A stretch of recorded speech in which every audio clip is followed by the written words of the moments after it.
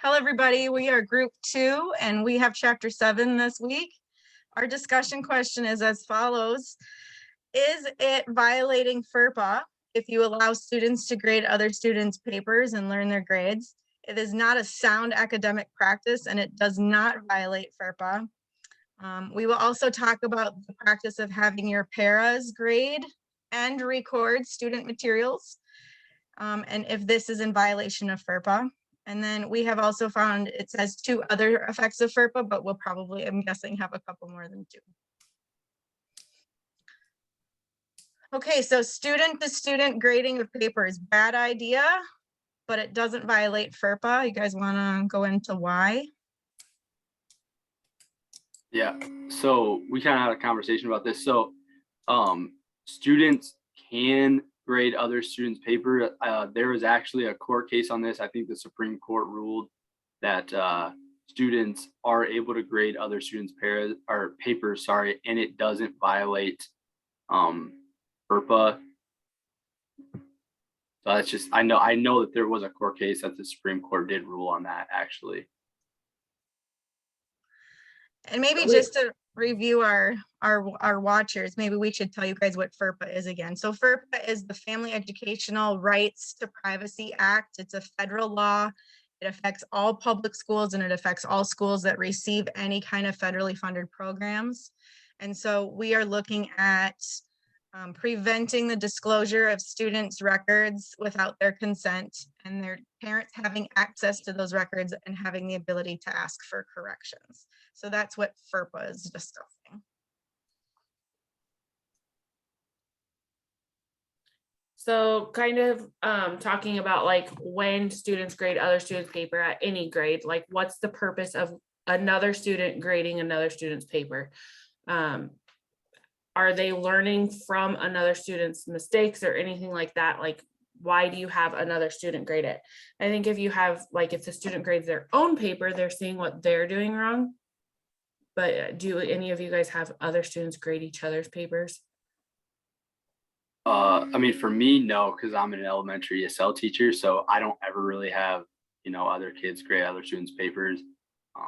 I probably wouldn't be comfortable letting other students grade other students' paper just because it's, in my mind, it's not like another student's business on how well, or what kids are struggling with on a certain subject or topic or whatever. It's not really their business. So I think I personally would not do it in my classroom or with any of my students. And but I'm also an elementary teacher, so it's a little different, I guess, probably too. Right. And I'm a middle high school science teacher, so this is kind of maybe a little bit more in my wheelhouse. I do know teachers that do this practice. I have never done it myself. I think the thing that you have to think about with FERPA is we're really talking about student records. And so no matter who's grading it, whether it's a student or a para or anybody else, once those papers come to the teacher to record on an official record keeping book, like I think all of us are fairly familiar with PowerSchool working at the public level, but once it goes into an official student record, that is part of a teacher's responsibilities to make that a permanent record. So they should still, even if it's been graded by a peer or been graded by a para, the teacher has the responsibility to kind of regrade it, I guess. So I know teachers that do this. So maybe if you were working on a review for a quiz or something and you have like a formative assessment and not a summative assessment, and you're going to see what you could have a bell ringer that says, what's the answer to this question? And then you could maybe say, switch with your partner and discuss what your answers were. I could see using that as an educational practice, but it would not want to be something that would go into their summative record. I think that's kind of the fine line difference there. Do you guys have anything else to say about the student to student part of it? No, not really. I have a question though. So what do you guys think about kind of talking about once something is graded, what do you think, or does it have any effect on handing papers back to students then after that? Because I know that, there's a lot of teachers that have student helpers of some sort, and they they are able to, you know, have them hand the kids papers back, does that change, you know, should you be doing that or should you not be doing that? That was kind of my thought process behind that too. I think once it's in the grade book, then no, like you shouldn't Yeah. let other kids see that. Great, that's where it's right? that line. Right. Yeah. And I know like in elementary schools, I've seen where, you know, they'll all do a worksheet or whatever, and then it gets a grade and teacher records it. And then maybe, like you said, she has a class helper and then they put it like in the mail slots kind of. And then at the end of the week, they take all their papers home. Yeah, really, once it's graded, it shouldn't be seen by anybody other than the student's parent. They're the only ones that have permission to see those records by this law. Here's the other thing that I thought of, Dion, with this is how paper dependent teaching and education is, right? We do a lot of things on paper. Well, we all know, like, if I give a test, I don't give tests back. Like, I give them back, we go over it, but then I collect them again. And I dispose of all of those tests at the end of the year. And when I was doing my research a little bit on the internet for this discussion, they said, be careful what you are disposing of. If it is a graded anything, like a test or whatever, and you want to recycle paper, you cannot recycle it if it has someone's name and grade on it. You are violating FERPA. Everything has to be shredded and then recycled. So that is something I don't know if everybody thinks about when it comes to recycling. That you Definitely not really are something I know violating about. FERPA if you have records out there with people's names on it. Either one of you have anything else to add to that question? All right, the second part of our question talks about allowing practice of like paras grading and recording students like materials.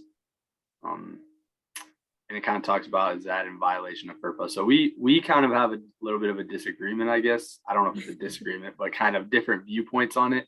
Probably because we all teach at different levels and in different subject areas. So I don't know, Bridget or Brooklyn, you want to start, but I'll go ahead and start. So, um, the only para I have in my classroom is there to support special education students. So she's basically like a special education para. And there is a special circumstance written into the FERPA law that says anyone that has a legitimate educational interest or goal can have access to student records. So that could be other teachers, coaches, tutors. I think my special education para falls underneath that legitimate educational interest.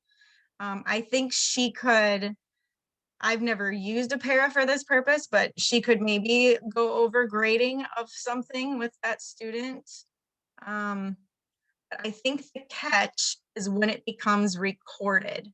So she could maybe, like, if she gives a test and I give her an answer key, she could maybe grade it and then give the student a second chance on the questions they get wrong or something. But once it comes to me as the teacher and I add it to PowerSchool as a recorded record, I think that's where those records shouldn't necessarily be shared.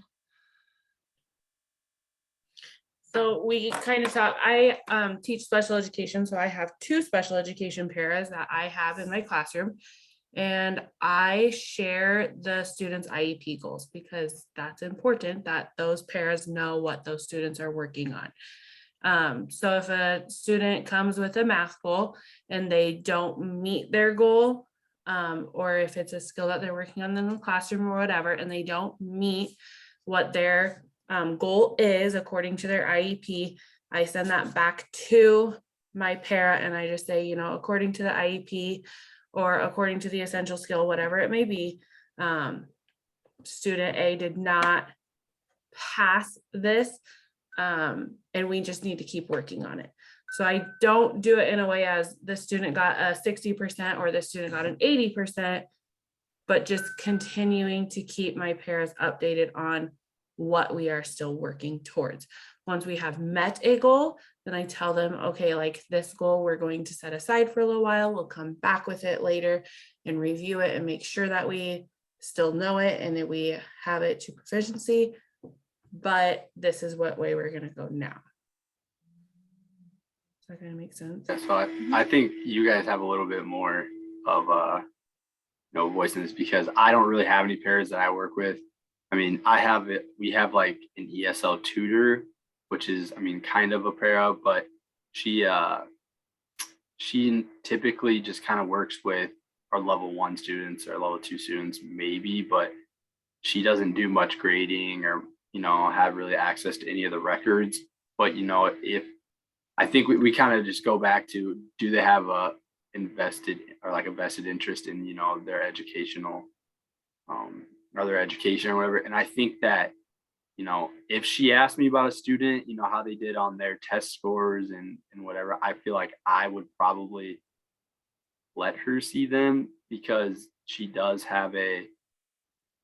work with kids one-on-one. She does, provide services to kids. So I think that probably would be okay, because she has a legitimate interest in their education. But other than that, I don't really work with pairs very often in my classroom. So it's a little more difficult for me to answer that. Let me throw out like a sort of related question. I guess maybe could be part of our other effects of FERPA, but what about like eligibility for activities, whether it's sports or an activity? So I think every school and, all of us as students once upon a time remember what it was like when they had to pull your grades for eligibility for the week, right? And I've worked in one school where the dean of students would do that, and then they'd send out like an email to all staff with the kids that were on like the failing list, right? Because you can either have whatever your school's policy is, 1F or 2, what it depends on your school. The school I'm at now, they never share that information. I don't know who's ineligible and who is eligible. I wonder if they're not sharing in that information because of FERPA. Mm-hmm. I would think so. I know that. Think about that. Yeah, I know that they did they did similar stuff to us when we were in high school, but I don't think they sent anything out. I think it was between maybe the coaches, the head coach, really probably only the principals maybe are the athletic director. However, they're kind of the same thing in our school, and maybe the teachers of that student specifically, but I don't think it ever went out to necessarily the whole school or anything like that. Right. But yeah, you could probably, it's probably true. It probably wouldn't be smart, because that could violate FERPA, considering not every single teacher in the school has like has every student. Yeah. I was thinking about homeroom, right? So I think a lot of us with homeroom teachers, we use a part of our homeroom to help students do their work, right? It's kind of like homeroom can kind of be like study hall tutoring time. Mm-hmm. So if I don't know that they're missing assignments or they're failing a class, it makes it a little bit harder for me to help them. Maybe I would be under that legitimate interest because I'm their homeroom teacher. So maybe I could get access to those students' records to see their assignments. But I think it kind of who you share those records with. I just kind of thought that came up as an interesting side note. All right, so we kind of run out of time, but the two other effects that we found that FERPA has on education, I think we probably have a little bit more than two, but I don't do you guys have any ones that you specifically want to make sure that we talk about? Bridget, you have anything exciting? Well, I asked my current principal this question about FERPA, and the first thing she thought of was also the first thing I found on the internet. There is that stipulation of who can see records. Once you turn 18 or are enrolled in college, your records are not visible to anybody anymore. So my principal said she is shocked that no one has sued over this yet. But if you are footing the bill, because we have almost college age children, if you're footing the bill for your kid to go to college, once they leave you, once they turn 18 and enroll in college, you have no access to their educational records ever again. Yes. But you are paying for it. And so she was shocked that no one has sued to try to correct that loophole. Yeah, I know that when I went to college, like, my undergrad, my parents made sure that they had access to my educational record. So we were able to give permission, like saying, my parents can or these people, I think it could be anybody, but these people can access, my files if they want to. You And, just have to have that written yeah, notice. and it do had that. to be like, but I could pick anything. It could be like they could just have access to my health files, or they could just have access Yep. to, the billing and everything like that, or they could just So have if you access don't to my want them to grades. see your grades, you don't have to Yeah, show them your exactly. grades. They can't access any of that if I didn't give them permission to. But I know that my parents wanted to see my grades and how I was doing, so I kind of had to give them access, but I gave them access to look at it, which was fine. It didn't, it was fine with me. I didn't really care, but I'm sure not everybody Is that open about is it? that open, and not, I'm sure everybody doesn't want their parents looking at everything, and Well, they have the and the- right to do that. So And the other thing is, these records we're talking about aren't just grades. It's also attendance or discipline records, or, I mean, it's like you said, the health records. There's a lot of confidential information in your student record, but it could also be, are they going to class? Yeah. Like, that's protected information. You're not allowed to share attendance information. that was definitely one of the things that I saw too, was having access post high school, or after they turn 18. Right. Did you guys It's find any interesting. other ones? I was reading the FERPA amendment to attendance with how technology has come a long ways. Like, we're changing to online classes and we're not in person. And so I just thought that one was interesting. Like, it used to be you had to be in person, and now, which, like I said, with where technology is at, we don't always meet in person. So I thought that one was kind of interesting. And here we are using Zoom, but I had a teacher when we first got that March where we all got sent home. Was that 2020? I can't even remember anymore. I was Zooming with my kids just to say hi once a week because I just missed them. And another teacher found out I was doing that, and she started to do it too, but then she stopped, full stop, because she was worried about her Zooms being accessed outside of just her students and herself. And if that was going to violate some kind of a law that you're sharing your learning environment outside of, of mortar and brick classroom. So there's kind of some weird confidentiality, privacy things with that too. Yeah, I'm sure COVID has changed a little bit of how people view FERPA and some of the things that they kind of allow you to do now. Because I mean, at one point we were fully virtual. We were teaching strictly online, so it was like anybody could have listened to anybody's instruction, and that was just kind of the way we had to do it. Otherwise, it was either that or we don't do anything. So right. And technology too, like if they're taking quizzes or tests online, like my whole new curriculum is online, so it makes it awesome for me because then the computer grade stuff for me. But if you are linking some kind of curriculum to Canvas or PowerSchool or something, and it auto dumps grades in for you, that is a record. And now you have to be careful with all of your vendors, and do they have access to all of that stuff your students are taking online? And if they have access to it, that's okay, as long as there's not an identifiable way to identify a student to a grade. So maybe when you put your student names in to your technology platforms, they're not their names. Maybe it's some kind of code or something instead of a name, so they can't be identified. I think a lot of times don't they use like a student ID though to do? all of mine are auto-populated with, and they're Nicknames. using email address, email usernames. So it's pretty much their name. Yeah. So that's kind of tricky too with FERPA. I think the biggest takeaway that I think we all got, you just got to be careful.